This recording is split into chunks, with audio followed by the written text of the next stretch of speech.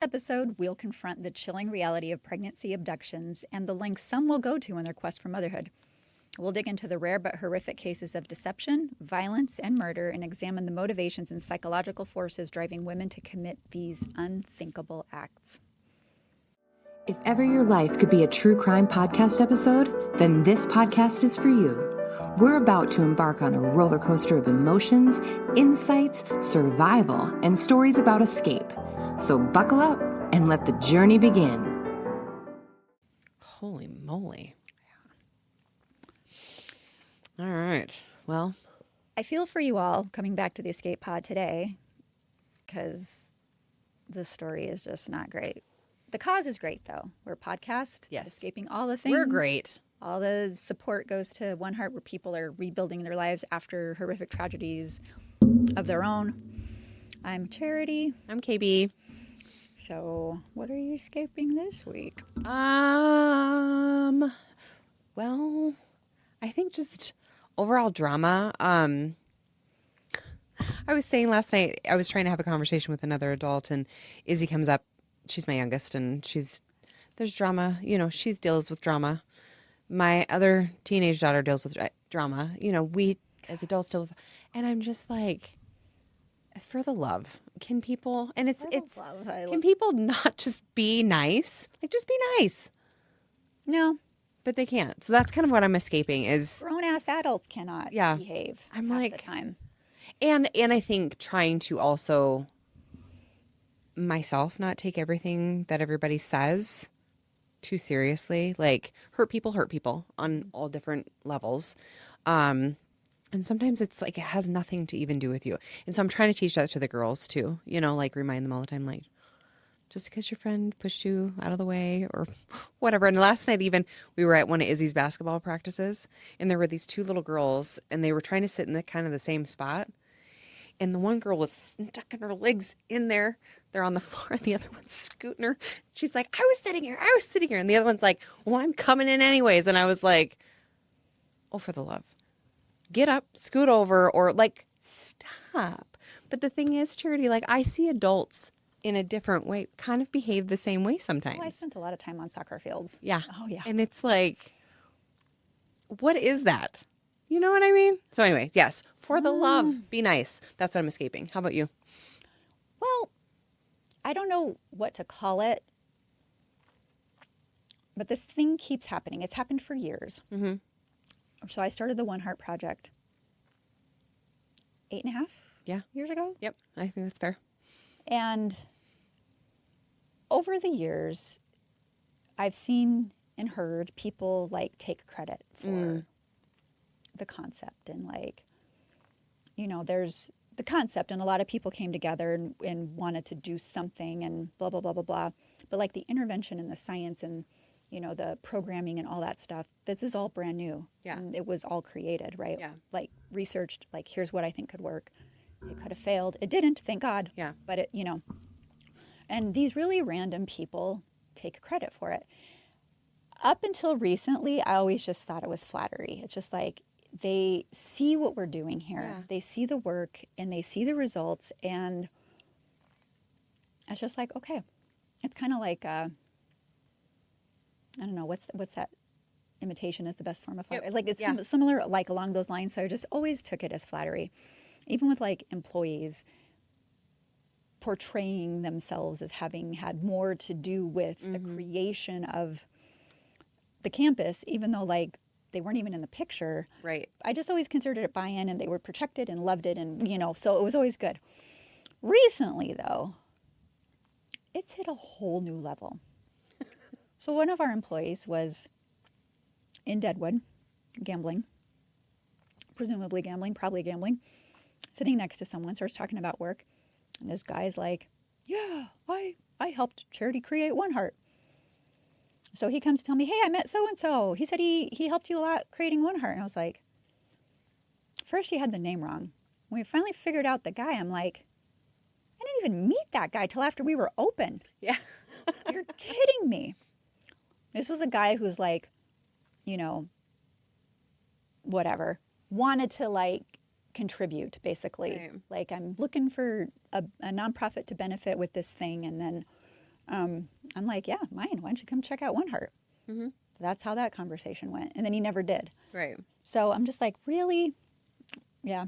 But that's kind of like, I feel like that's in the same lines of when people name drop people they don't really know. Mm-hmm. Like, oh yeah, like I know Charity. Her and I are like best friends to somebody else. And it's like, I met her once in passing. I couldn't even tell you what color her eyes are. Like, you know what I mean? Like, I feel like that's weird. But people do that all the time. This yeah. name dropping to impress somebody else in a conversation. I think that's kind of why I don't like networking. Like, you know. Oh, the shallow. Yeah, the shallow networking, because yeah. it's like, oh, and who you know, and it's just a lot of name dropping. And I'm like, but do you really know them? Because they'll be like, oh, yeah, I know her. And it's like, okay, do you know her well enough to, oh, yeah, we're like really close. We're best friends. But they're not really. And so it's there's not that connection at all. Anyway, it's just kind of getting under my skin lately. Yeah. I don't blame you. Yeah. It's annoying. It's weird. Like, I think it's okay, weird well. behavior. I don't know when that started. Yeah. If you want to support it, you want to write us big fat checks Yeah. and then say you helped. Absolutely. Hey, bring it on, buddy. But that's not the case. You don't get to say you helped create it and then just not help support it. So pick a lane. Anyway, that's what I'm escaping. Are you looking for an early morning boost or that midday pick-me-up? Check out the Homebrew Coffee Shop, a coffee shop with a cause on the One Heart campus. At Homebrew, you'll find hope for a home in every cup. It's home to delicious coffee, sweet treats, breakfast, and lunch items. It's a great place to meet friends or host small group meetings. Homebrew is located at 201 Kansas City Street in Rapid City. Open Monday through Friday from 6:30 a.m. to 3 p.m. We'll see you there. All right. Okay, so this story today, did we go with? We did, right? I'm sorry, I'm having a total deja vu. I don't even know where I'm at. What day is it? It's Thursday. Again. Today is Thursday. Am Again. I awake? I think so. Am I awake? Am I awake? I don't know anymore. You already did your escape? Did I black out? I think No, I blacked did out. my escape. I did my escape first. I don't even know what's happening. You guys might be in for a wild ride today. And I don't know what's going to happen. So buckle up. I don't know what's going to happen either. The title of this one. Well, this was kind of inspired. I want to say inspired because Vallen Webb is awesome and she would never think along these lines. But it was kind of inspired as I was doing research for when we met with Vallen. Sure. Like I came across this and I'm like, are you kidding me? Yeah. Of course humanity would do this. And so I started wondering like what that primal drive for motherhood would lead desperate women to do. And I got way more than I bargained for. But for when we just did our podcast analysis and murder was at the top of the list of what you guys like, I think it's going to be right up y'all's alley. So, but whoever said it pays to have a curious mind. Yeah, I think we're wrong on that. Oh, there's lots of times where I'm like, I think I would have been better off not knowing. Just That's where like ignorance is bliss. Ignorance. Oh, I don't get that. I do not get that luxury in this studio with you. no, I'm sorry. So the stories today, we're going to break down the desperation of women who deeply crave either the status of being pregnant or motherhood or the experience of being pregnant or having a baby, but without the ability to actually do so in real life. And documented fetal abductions, fortunately, are very, very, very rare. Only about 36 cases have been reported worldwide since like 1974. Okay. But the brutality and calculation involved in these cases is Alarming. next level. Like it.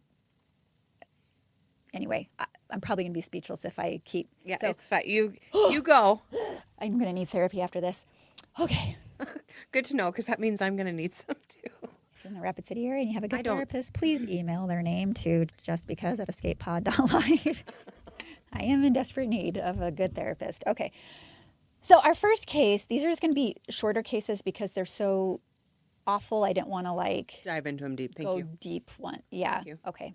So You guys, if you're into that, you can dive. you're welcome. Use her All the resources source and notes are dive deep on your own. in our show notes. You're welcome to go have at it. But yeah, I did surface level on these ones. So these are really well documented ones. So our first case centers on the murder of Bobby Jo Stinnett.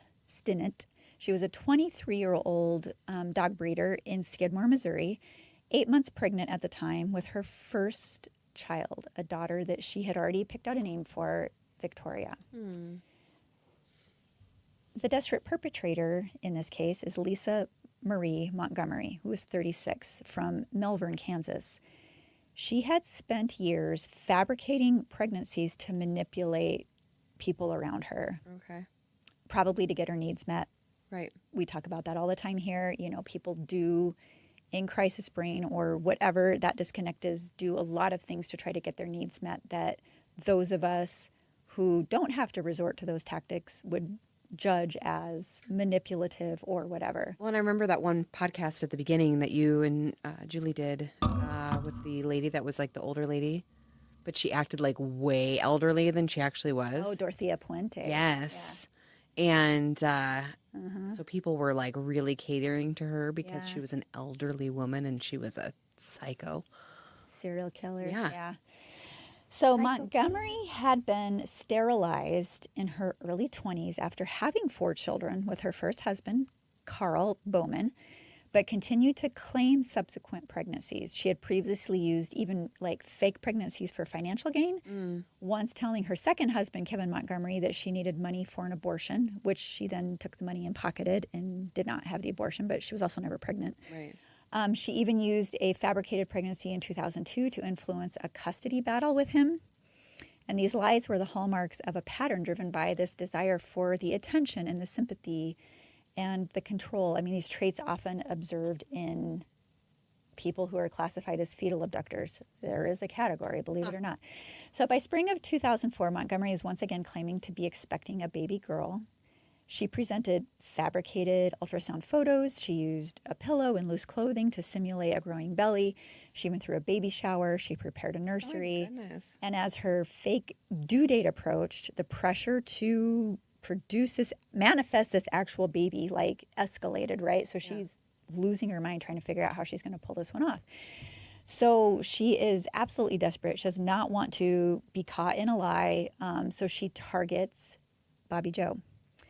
She knew that Bobby Joe, was it Bobby Joe? I'm sorry. I think that sounds I said right. Bobby Joe. Okay, yeah. In this, it just says Stinnett. And I'm like, I don't. So Bobby Joe. So she targeted Bobby Joe through the rare breed dog community. Okay. She was a dog breeder. So they both bred rat terriers. And so she contacted Bobby Joe online pretending to be a potential buyer for one of her puppies. Easy, right? Yeah. So on the afternoon of December 16, 2004, Lisa drove about 170 miles to Bobby Joe's home. Once inside, under the pretense of viewing a puppy, she just attacked. Lisa strangled Bobby Joe with a rope till she was unconscious. And what followed was truly horrific. Bobby Joe was eviscerated in a crude cesarean section. Her uterus was sliced open with a kitchen knife. An hour later, her mother-in-law, who lived nearby, discovered the scene. The fetus was gone, and the scene had been staged to look like a burglary. Lisa fled back to Kansas with this premature baby girl, whom she named Victoria Joe. After, I mean, she knew. Right. She yeah, knew. yeah. So she must have. So she was stalking her. Yes. So she must have like seen like online profiles or something. Yep. She presented the infant 1 month early but healthy to her husband and her friends, claiming a difficult home birth. However, the case broke open quickly, largely due to tips from the dog breeding community. Yeah. Authorities were led to Lisa's home less than 24 hours later. DNA tests confirmed the baby was Bobby Joe's, and Lisa was arrested. The infant survived and was later reunited with her father, fortunately. Lisa was convicted in 2007 of kidnapping resulting in death, and a federal offense became the crime. In a federal offense because the crime crossed state lines. She was sentenced to death, becoming the first woman on federal death row for such a crime. Despite appeals referencing her traumatic upbringing and mental health issues, including severe abuse by her mother and her first husband, she was executed by lethal injection on January 13th, 2021. Wow. So, and you said she had 4 other kids? Yes. Holy moly. Yep. I Okay. can't even imagine. Was that the only time she'd ever done that, or was that the time she'd been caught? I think it was the only time she'd done it. Okay. Yeah. I don't see how you would think, obviously not in your right mind. No. I don't see how you would think, like, plan something like that out, because it would take planning, and be like, yes, this is going to solve all my problems. Right. And what were you going to do with that baby? Raise Because it then with Victoria, she was then that's the other thing. Like, I feel like as far as attention goes and seeking different things, you could use a baby to manipulate people in those same ways, right? Similar, but that only lasts for so long. Yeah. Ugh. Horrific. So it did bring, her case brought this, you know, these fetal abductions into sharp focus, but it was not the first case. One of the actual earliest documented cases here in the United States occurred in 1987 in New Mexico. This was Darci Pierce, 19-year-old, desperately wanted a baby girl. And just like Lisa in the previous story, she had faked a pregnancy for months to appease her husband and her family. Unable to conceive naturally, she started doing the same thing Lisa Montgomery did and sought out a victim. So March 3rd of 1987, she spots this 28-year-old named Cindy Ray, who was also 8 months pregnant, leaving a prenatal class in Hobbs, New Mexico. She lured Cindy Ray into her car by claiming car trouble and offering assistance. And once isolated in a remote field, she strangled her with a coat hanger until she was unconscious. Then she used a car key to perform a cesarean, took the baby, and Cindy Ray bled out and died at the scene. She rushed the baby to the hospital, claiming the baby was hers after a difficult home birth. So clearly this is like the pattern that these women think is going to work. So do you think maybe they're so far in their lie, right? Yeah. I mean, because what a lie that's going to take. I even think of being married and being like wearing a pillow, which isn't going to cut it. My husband, I don't know about your husband, but my husband. Oh, yeah, he'd know. He would know. He's very handsy. So, and it's like, how do you dodge that? I mean, the amount of work that it would take to pull on this lie for 9 months. Then you get to the point where it's like, you're so desperate to cover up your lie that you're going to kill another human being and steal a baby, a fetus that hasn't been born yet. Yeah. Wow. Yeah. Ugh. Justify it. Means to an end. I mean, clearly mental unwellness. Clearly, but I don't know how you spot these flags at all. So she did take the baby to a hospital, claiming it was hers. However, there were a lot of inconsistencies in her story. She's 19. She's frantic. The baby had low birth weight. The lack of prenatal care records, like, where's your prenatal care? You know? Yeah. Where's anything? Right. And the physical examination confirmed that she had not given birth, obviously, led to like, something's going on. So she finally confessed, admitted that her desperation stemmed from the fear of losing her marriage. Mm-hmm. Yeah. Whether or not that was true, Yep. whatever. She was convicted of first-degree murder and kidnapping, receiving a sentence of 30 years to life, though she was paroled in 2002 after serving 15 years. So she's just back out there? Mm-hmm. Okay. Yeah. Now, while fetal abduction involves taking a child that is wanted, other tragic cases involve the denial and concealment of pregnancy, leading to like neonaticide? Neonaticide. I can't read. Neonaticide. One case that drew national attention and outrage, did you hear of the Prom Mom? No. So Melissa Drexler, this was 97, 18-year-old Melissa Drexler. She attended her high school prom at an Aberdeen Township banquet hall in New Jersey. She'd managed to conceal her pregnancy from everyone she knew. And shortly after arriving at the prom with her friends, she immediately went into the women's bathroom. She was in labor. Inside the stall with her unsuspecting friends waiting outside, she gave birth to a baby boy. Delivery took about 20 or 30 minutes. She reportedly cut the umbilical cord using the edge of a metal, like the sanitary napkin boxes in the bathrooms. And after the birth, she told a friend, "Go tell the boys I'll be right out," and returned to the dance floor. What? So, I'm sorry. You're like, hey, girlfriends, I just got to go take a real big poop. Like, don't mind me. I'm just going to go into this stall. You guys hang out here. I had like 5 big burritos before we came to prom, and so this is gonna be a real good push. Just ignore all my screaming and grunting for the love. And can you imagine? They're standing out there, and she's like chopping at the little. I mean, that thing's not sharp. What's happening? And babies, when they're born, usually cry. She's like, ugh, like it's just me. That's the burrito. I don't even know. Like, what the fuck? Right? What's happening? Oh. Well, golly. Beth, if you didn't know, we have made it very shameful for young people to have Babies, sex. yes. And And I know. Premarital and all this stuff in our society is very frowned upon. And so who knows? I don't know Our society is so screwed up because, yes, it's shameful in that degree, but yes, then we condone all these other things. I don't even want to go down those rabbit holes right now. I know. But yes. So she just left the baby in the bathroom? I'll get to that. Okay. Okay.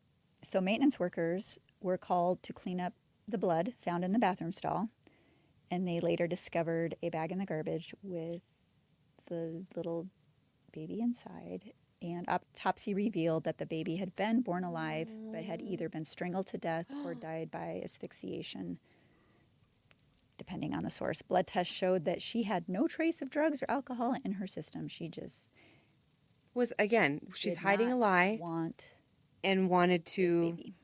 bury it, basically. Yep. So they did charge her with murder. In August of 98, she pled guilty to aggravated manslaughter, claiming remorse. She was sentenced in October of 98 to 15 years in prison, though she was eligible for parole after 3 years. She was released in November of 2001 after serving 37 months. So it is just, I mean, these crimes are just, no matter what, like which way, you want a baby or you're trying to conceal one, like the level of deception Yeah.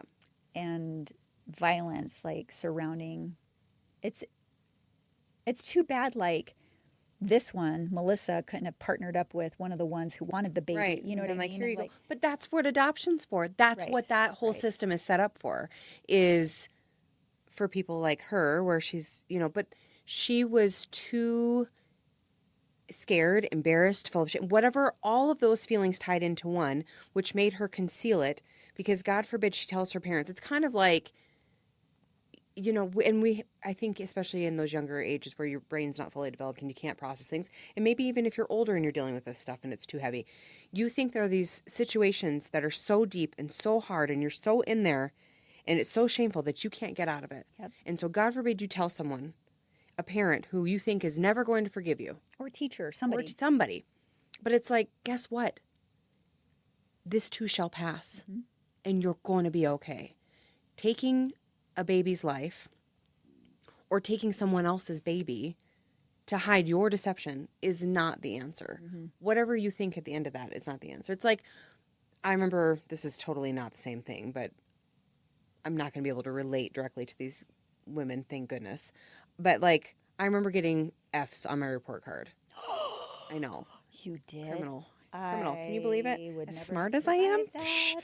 So yeah, but that's where I'm like, I remember getting the report card and I was like, in this mad effort to use my mom's typewriter at the time and trying to turn it into other letters, completely failed. F. You could turn an F into a B, right? Not only was I a failure on my report card, I failed in the This is why you're effort. such a good artist. I got This is it now. Oh, I totally bombed it. So now I've completely jacked it up. So now I've got and my parents both worked at school, so they knew that these were coming home. They probably already had them. But my solution in this, in my head at that moment, before I got some actual clarity, was like, I'm going to have to run away. This is it. I have to leave. Mm-hmm. Because I not only have I gotten really bad grades, my parents are going to be horribly disappointed with me, and I can't live with this. Yeah. But also, I tried to manipulate this report card and lie to them even further. And so they're going to be pissed about that. Like, I've got to leave. I can't live here anymore. I have to run away. I made it as far as like going down the back. I packed my little bag for probably not enough stuff. Went down around the house, and it's like, I didn't even remotely make it out of the driveway. And thankfully I was like, what am I going to do? Like, my parents at the end of the day, yes, am I going to have to hear a 2-hour conversation on how disappointed they are in me? Yep. And you want to know what, Charity? If that report card had been me telling my parents that I was pregnant, same thing. Yeah. Am I going to have to listen to them tell me how disappointed they are in me? Yep, probably. Are they going to be pissed? Are they going to tell me I have to, like, who knows? Everybody's situation's different, but I'm like, it's still, you can find a resolve for it that doesn't include killing someone. Right. I would think. And I just, there got to be people in, gratefully, thankfully, it is so rare, but still, there have to be some, and that's why we, tell these stories, is like, maybe then if we can get these patterns of deception and, whatever that desperation and that need is, like, to be recognizable, maybe people because it's not going to be the last time it happens. No. Somebody can intervene so that, that get them the help that they need, help them get down the hill with their bag and realize that this isn't the end of the world. It's not the F on a report card. Yep. I Tell can your friends. overcome this. Yeah. Yeah. Like, here's what I'm thinking about doing. I'm really scared because that's a scary thing. Yeah. But again, we are talking about people not in the right mind, and it is so, so difficult. And nowadays, I mean, just with the shortage of mental health support and all things, I don't know. I don't know either. I don't have all the answers. That may have been, though, the burrito tirade might have been. This is going to top the chart on the best rabbit holes Care Beth has ever gone down on this show. It was fantastic. Well, I just, I can't even imagine, like, how that conversation went. Well, I guess I did imagine that it was the burritos, and, it's probably a gas station burrito. That was kind of like me thinking, after I set the bottle rocket off on the bus, and I had to own up to it. Own it in front of all these pissed off people. Like, it was like mob mentality. Yeah. The upperclassmen were like, whoever did it better fucking move around here. I'm like, ass kicked. I didn't, but I was like, oh man. But yeah. But in that moment, you could have, Charity, you could have, to save face, just like what these people were desperately trying to do in these situations, essentially, you could have let somebody else take the blame. And maybe that somebody else would have gotten beat up because... Could have, but you stood up, and then you ended up being a badass because of it. Well, no, I was just a messed up child. Well, that too, but... Yeah. That was the reality. But that's another episode if you guys want to go back and listen to it. I think it's the Wheels on the Bus. Wheels first on one. the bus go bang, bang, bang. Oh, sorry. I shouldn't even be up. This should come down. I know. That'd be lovely. Wouldn't that be cool? One day. Someday. When we're a grown-up podcast. It'd be wonderful. All right. Well, I'm not even going to get into all the psychological stuff of this because it's just, we know people are broken. And Absolutely. I'm not a therapist. I need a therapist. We all do. And I just cannot imagine. I mean, I was so fortunate with children that, when Sierra was not on purpose. She wasn't, and she knows it, but she's amazing.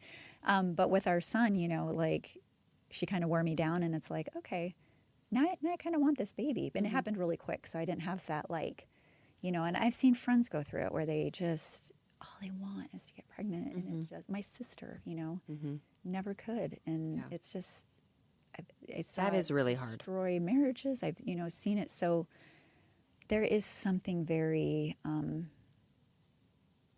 we've seen loss, we've seen these things. I understand that drive and that need, and not everybody is blessed to be able to just have it and do it and be that mother, but there are other ways. Yeah. You can adopt. You can get a puppy. Do Absolutely. something. There's all kinds of things. Do something. So that's why I'm like... We're going to be the answer. I think no matter what you're facing, it's like even just one friend, telling one friend. Or maybe it's not a friend. Maybe it's somebody in your school or in some circle that you're in that you feel like you can confide in for help. Do it. A priest, pastor, somebody. Somebody. Yeah. I don't know. Anyway... We're not fixing that one today either. No, we're not. But if you spot warning signs, please. Yeah, share them with us. Help. We can put those out there too. Yeah. So. Are you ready to re-enter the workforce or find a career that actually fits? Or maybe you're an employer tired of noisy platforms that miss the mark? Try Focus, a smarter hiring tool that helps you cut through the noise and focus on what matters. Visit focus.work today. That's FOQUS.WORK. All right. So what are you escaping to this time? This time. This week? I don't know. Let's see. What am I escaping to? Why don't I have this ready in my pocket? Burrito? No. Taco, burrito. What's that coming out of your Speedo? I don't know. I am like, I'm reading this book series. Again, you guys, I'm terribly boring. I'm reading this book series right now, and it's actually really quite good. And it's taking place like back in ancient Rome. Mm-hmm. And so, but yeah, I think I'm going to try and read some more of that this weekend. And we are working on art projects for school. Anna she's a really good, both my girls are good artists. And so it's really fun for me to be able to kind of like come alongside them and teach them different techniques as they're working through it. Yeah. So, because I usually don't get time to paint very often because our weekends are busy. You know, those are the times when you do some of the house projects and things that, you know. Yeah. But so, yeah, that's what we're doing. What about you? What are you escaping to? I've been working on Bag of Bones, which is a Stephen King book. Okay. This is probably my fourth time through it. It's just one of my favorites of his. Yeah, I've never read it. It's just like it's like an old friend, you know, like picking it up and he's just I love his writing anyway, even sometimes if I don't like his subject matter. Mm-hmm. But this story, I love that it's written in the first person. I love that it's like just the whole, I don't know, the way he develops even the like, you know, tertiary characters is just super, super cool. So I've been reading again, which I haven't done in a long time. And then this weekend's supposed to be pretty decent for the end of November, and we're going to go hike. Nice. I'm like, I need to get out of the city. I need to not be anywhere within a, 40-mile radius of my work. Yeah. This is just heavy work, and I need a break. Yeah. So I like it. yeah. So that's it. I'm going to run away. All right. Well, thanks for listening today. If this episode made you laugh or cry or just feel gross. This one, if it didn't make you laugh, I mean, we had burritos and Speedos. I know. People, then there's just no hope. We don't need you. Hope. We don't. Go find a different podcast. Right. But share it with a friend who also needs an escape or a laugh or whatever. Yeah, help us grow it. I mean, we're really, honestly, we're having discussions on whether we should keep going or not. Like, yeah, it's a lot. Let us know that too. Send us an email. Work. Like, hey, yeah, hang up the towel. Like, quit it. Stop. Please do us a favor. We don't want to hear anymore. That's fine. Let us know that too. But like, we really are like, it's kind of flatline, and we appreciate all of you. Yeah, actually, I think this episode that we just recorded is the 100th. No kidding. Yeah, it's the 100th episode. Oh, well, I just feel tired all of a sudden. I know. I mean, it's just that's a lot. And it's like I think we need something to be excited about. So help us out, or one way or the other. Like, should we continue? Should we not? Like, give us your feedback. We would love that. And for those of you that don't know or are tuning in for the first time, we started this not because we wanted more work to do at all. Yeah, we don't need more work. We were like trying to figure out different revenue streams to bring in to support our nonprofit because funding's drying up everywhere. And so a couple years ago, we started this and thought, well, a lot of people are listening to podcasts and they like these genres. And if we can kind of tie it to our mission, maybe people would like a podcast for a cause. Turns out, we don't know. We don't know. We don't know. There's a lot of podcasts. There are now. Yeah. A lot. I wish I would have thought about this during the pandemic. I know. But alas, I was too busy building this place. So. Right. Anyway. Bummer for me. Anyway, escapepod.live. You can check us out there, link out to socials, message us at just because of escapepod.live, stories, ideas, escape artist at escapepod.live. If you're a fellow escape artist and you want us to know about your story and your journey, we would love to hear it. Absolutely. So until next time, remember, trauma may be inevitable, but how you, I almost said how you grapple with it. To sing and dance to get through it. Definitely. Anyway. Escaping its life's messiest moments is way more fun with company. Yeah. So stay resilient. I know things suck out there. Keep laughing the best you can. And we'll maybe have a brand new story for you next week. Yes. Bye, everybody. All right. Bye-bye.